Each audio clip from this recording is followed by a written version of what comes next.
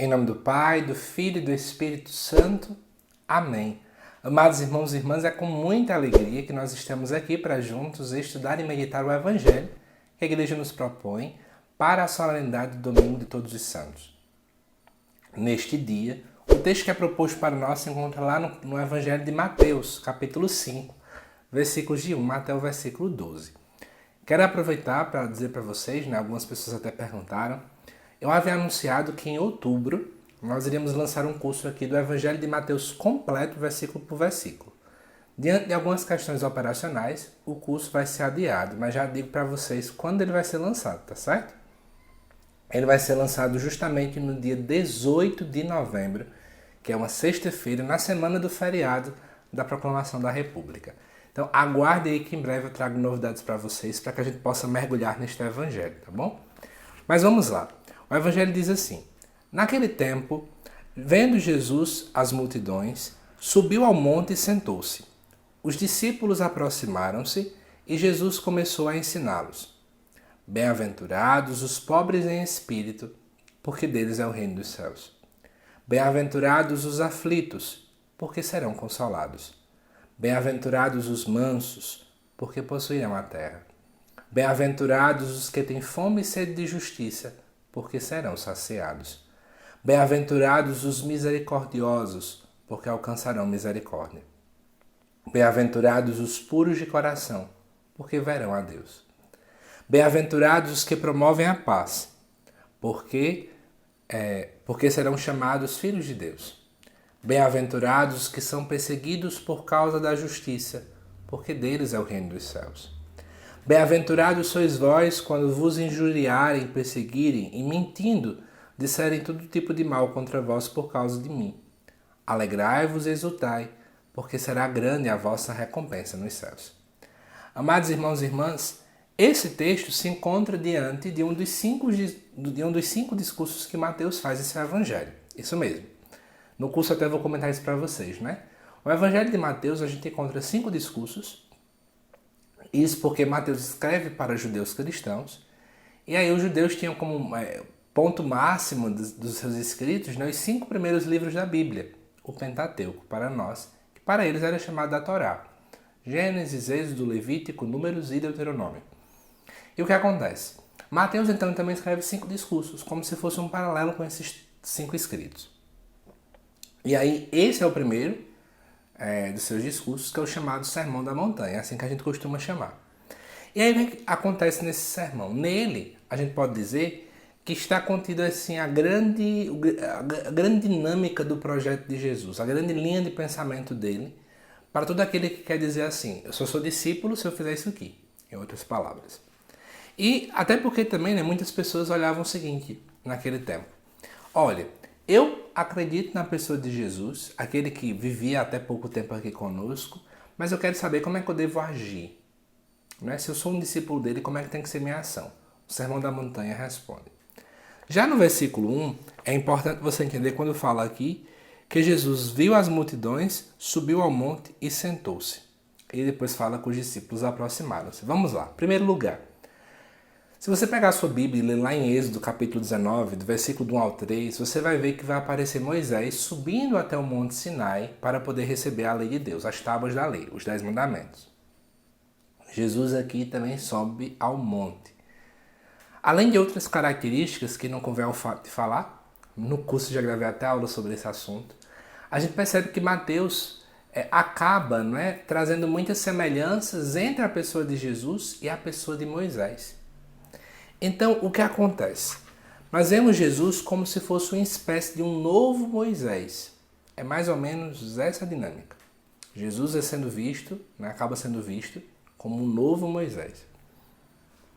Partindo desse pressuposto, é como se a gente pudesse perceber que ali Jesus vai mostrar agora a verdadeira lei agora para não o antigo Israel, mas para o novo Israel, que é a igreja. Ademais, aqui também se fala do monte. Eu até já falei em um vídeo essa semana, mas eu vou repetir. Muita gente fica tentando descobrir que monte é esse que Jesus tinha subido. A gente aqui, na verdade, está vendo o monte como um lugar teológico. Em que sentido? Para o povo de Israel, o monte era o local onde Deus se revelava. Então, na verdade, aqui está querendo dizer o quê? Nesse momento, Jesus está ali revelando a vontade de Deus. Ademais, aparece a multidão e, em contrapartida, aparecem discípulos também. A multidão, geralmente, no Novo Testamento, sempre mostra o povo que é superficial, o povo que muitas vezes só olha por curiosidade e até que persegue Jesus. Os discípulos não. É um grupo menor, mas é um povo que deseja ouvir Jesus para poder segui-lo. Ademais, Jesus ainda nesse versículo 1 também está sentado. A atitude de sentar era própria de quem ensinava. Então Jesus agora vem como uma espécie de um grande formador para poder ensinar o seu povo.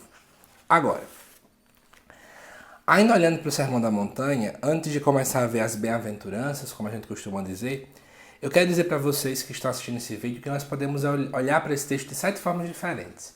Eu falo isso porque muitas pessoas que assistem meus vídeos estão preparando homilias ou reflexões ou pregações sobre o texto. E é importante você perceber que você pode pegar em 7 chaves de leitura. Olhe para elas, escolha uma das melhores e trabalhe em cima delas, tá bom? Em primeiro lugar, a primeira chave de leitura é cristológica. Nós podemos, olhando para as bem-aventuranças, entender quem é Jesus. Porque, na verdade, eu vou entendendo o que é que para Cristo é mais importante. Segunda coisa, é teológica. Porque eu começo a entender mais sobre quem Deus é. Então, as bem-aventuranças, elas mostram o que é que agrada ao coração de Deus. Terceira coisa, ela é antropológica. Ela nos mostra, na verdade, o que é que nós, seres humanos, somos chamados a ser na nossa essência. Porque Deus nos fez para isso. Quarta coisa, ela também é soteriológica. Essa palavra bem estranha, ela tem a ver com salvação. Na verdade, as bem-aventuranças, elas nos mostram qual é o meio pelo qual nós podemos alcançar a salvação, para sermos então salvos. E, portanto, alcançar a santidade, né? Ela também é eclesiológica, porque ela nos mostra o que é que a igreja como um todo é chamada a ser. Ela também é escatológica, porque se você observar, muitas bem-aventuranças falam sobre o futuro, porque deles serão o reino dos céus e por aí vai. Então ela também nos aponta para esse final dos tempos. E moral, porque ela nos mostra sobre o nosso agir. Então estão aí 7 chaves de leitura.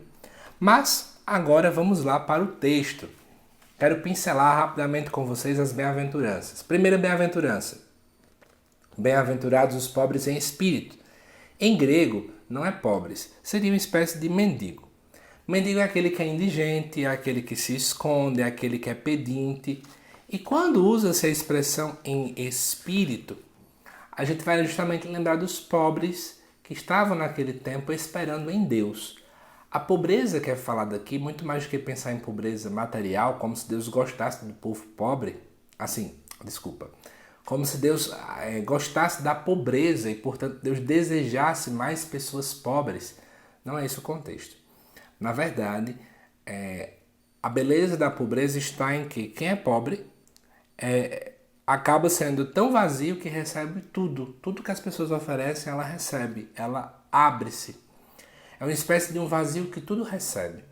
E nós somos chamados assim também, a nos esvaziar de nós, a sermos pobres em espírito, pobres de nós mesmos, pobres das nossas visões e deixar que Deus é que nos preenche. Ademais, bem-aventurados os aflitos, né? Aqueles que são aflitos, pensando no contexto aqui do Evangelho de Mateus, quantas pessoas estavam aflitas naquele tempo por causa da perseguição do Império Romano e dos impérios romanos também atuais. Bem-aventurados os mansos. Manso é aquele que, na verdade, não deixa a ira o consumir, mas ele vence a ira. Bem-aventurados os que têm fome e sede de justiça. Quem tem fome e quem tem sede, sente dor, gente. Então, é aquela pessoa que sente uma dor dentro do seu coração de clamar pela justiça. Bem-aventurados os misericordiosos. A misericórdia é uma ação completamente divina. E aqui, chamar as pessoas de misericordiosas são pessoas que acabam imitando a Deus até nisso. Bem-aventurados os que promovem a paz. Ou seja, são pessoas que buscam, nas relações humanas, estabelecer a harmonia. Tantas pessoas que muitas e muitas vezes, ao invés de buscar a harmonia, só buscam a divisão, só semear a discórdia e não a concórdia. Nós somos chamados a semear a concórdia, né? Bem-aventurados que são perseguidos e também, juntando com a última, aqueles que também são injuriados e são perseguidos. Mais uma vez, aqui fala dessa dinâmica, né? Quantas pessoas são perseguidas, injuriadas, insultadas porque seguem a Cristo. Mas eu quero chamar a atenção para o versículo 12. Alegrai-vos e exultai, porque será grande a vossa recompensa nos céus. Pensar nas bem-aventuranças nessa solenidade é entender que, se a gente quer ser santo de verdade, se nós queremos chegar até o céu, a gente não pode esperar recompensa aqui na terra. A nossa recompensa, ela tem que ser no céu. Faço tudo aqui nesta terra para poder alcançar a recompensa no céu, repito. Que tenhamos isso em nosso coração, que tenhamos isso em nossa mente.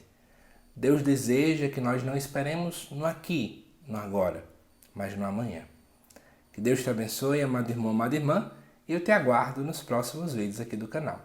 Até mais.